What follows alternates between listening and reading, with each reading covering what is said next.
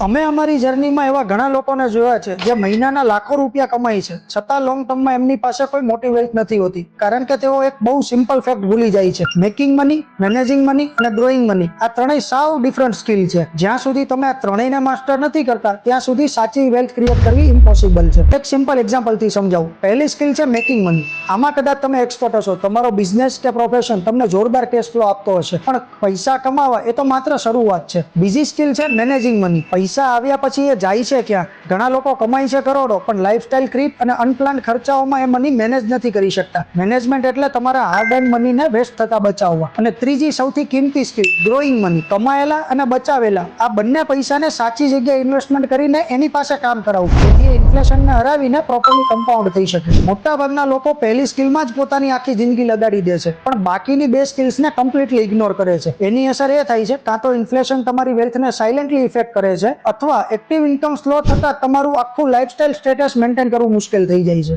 બિઝનેસથી capital ઊભી કર્યા પછી જો એને સાચી સ્ટ્રેટેજીથી ડિપ્લોય ન કરો તો સાચી ફાઇનાન્શિયલ ફ્રીડમ ક્યારેય નથી મળતી. અને બરાબર આ જ ગેપને પૂરવા માટે કામ કરે છે અમારું મિશન 100, જ્યાં અમારો ગોલ 100 વિઝનરી ઇન્વેસ્ટર્સને આ ત્રણેય સ્કિલના પરફેક્ટ બેલેન્સ સાથે 100 કરોડ પ્લસની સસ્ટેનેબલ વેલ્થ બિલ્ડ કરવામાં પ્રોફેશનલ ગાઈડન્સ આપવાનો છે. જો તમે પણ માત્ર પૈસા કમાવાના ફેઝમાંથી બહાર નીકળીને સાચી રીતે મેનેજ અને ગ્રો કરવા માંગતા હોય તો કમેન્ટ કે DM કરો. Let's connect and master your money game.